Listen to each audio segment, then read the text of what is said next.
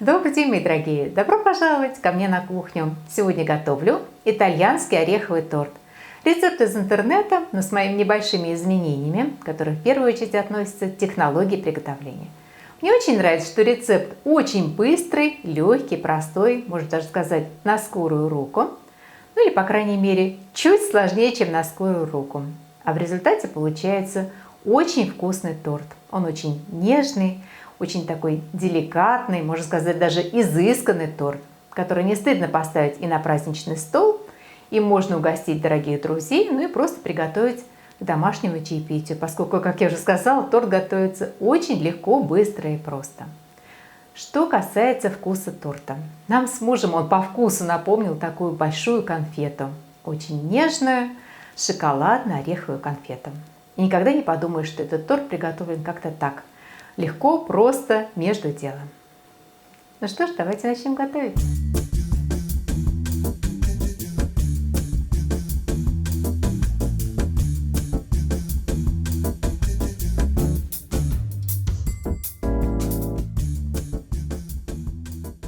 Для кожина понадобится 4 яичных белка от крупных куриных яиц. Шелки в рецепте мы использовать не будем.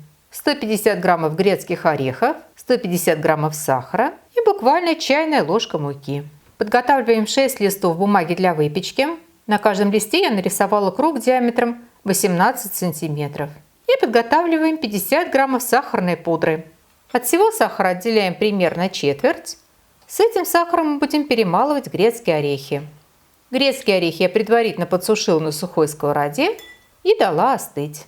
В кофемолку насыпаем горсть орехов, кладем пару чайных ложек сахара и очень аккуратно пульсами, чтобы не перебить орехи до масла, измельчаем грецкие орехи. Измельчать до состояния муки не нужно, орехи могут быть помолоты немного крупнее, но в то же время следим, чтобы не было крупных кусков. В размолотые орехи кладем муку и размешиваем. К яичным белкам добавляем щепотку соли и взбиваем, постепенно увеличивая скорость вращения миксера до мягких пиков. Затем постепенно несколько приемов вводим сахар и взбиваем белки с сахаром до устойчивого состояния. Такое состояние принято называть птичьим клювом. Взбитые белки должны хорошо держаться на лопастях венчика, и, на мой взгляд, это действительно напоминает птичий клюв. Во взбитые белки в несколько приемов вводим подготовленные орехи. Вмешиваем аккуратными складывающими движениями снизу вверх, от краев к центру, примерно так же, как мы замешиваем бисквитное тесто.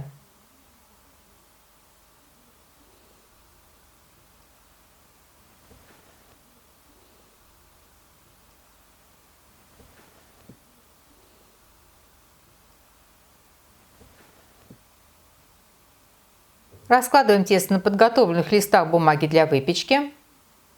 Листы, конечно же, переворачиваем так, чтобы карандашная линия оказалась внизу и не соприкасалась с тестом. И вот таким образом лопаточкой просто размазываем, распределяем тесто по намеченному контуру. Чтобы при выпечке сверху на коржах образовалась сахарная корочка, я коржи присыплю сахарной пудрой. Много пудры не нужно, мы подготовили 50 граммов. Вот на первую посыпку будет достаточно примерно 20-25 граммов, то есть примерно половины. Раскладываем коржи на противень. Я буду одновременно выпекать коржи на 2 противнях. Примерно через 5 минут после первой посыпки сахарной пудрой мы еще раз посыпаем коржи сахарной пудрой. И ставим печься.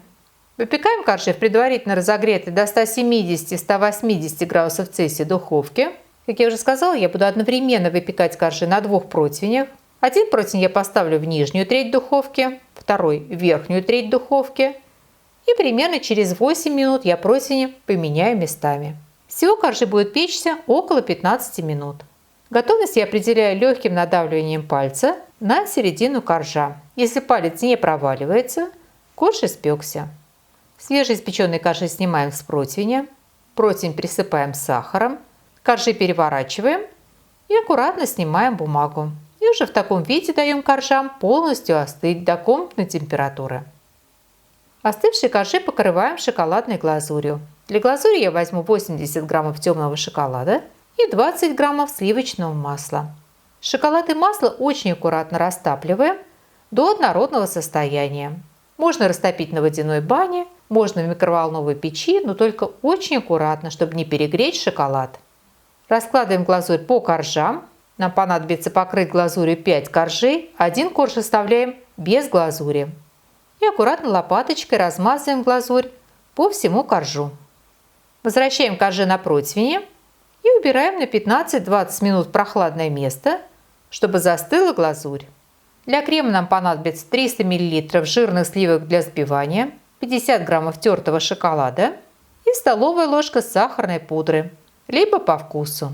Для того, чтобы сливки охотно взбились, они обязательно должны быть жирными и обязательно должны быть очень холодными. Поэтому до того момента, когда вы начнете работать со сливками, они обязательно должны быть в холодильнике. Взбиваем сливки до устойчивого состояния. Откладываем небольшое количество сливок. Этими сливками мы оформим верх и бока торта.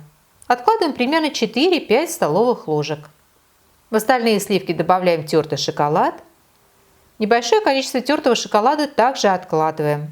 Этим шоколадом мы просыпем верх торта. И размешиваем.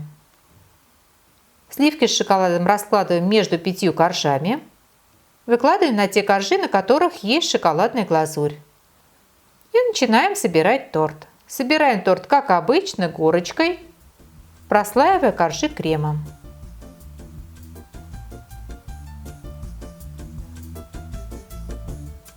Выкладываем последний корж.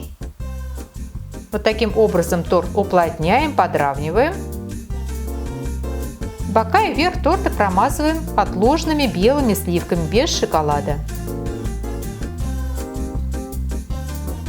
Верх торта украшаем отложенным тертым шоколадом. Ставим торт минут на 30-40 в холодильник, чтобы он хорошо охладился. И можно всех звать к чаю. Итак, наш итальянский ореховый торт готов, и мне остается пожелать вам приятного чаепития. Приготовьте, попробуйте. Очень надеюсь, что он вам тоже понравится. Спасибо, что были со мной, смотрели видео, и всего вам самого-самого доброго. До новых встреч, до новых видео.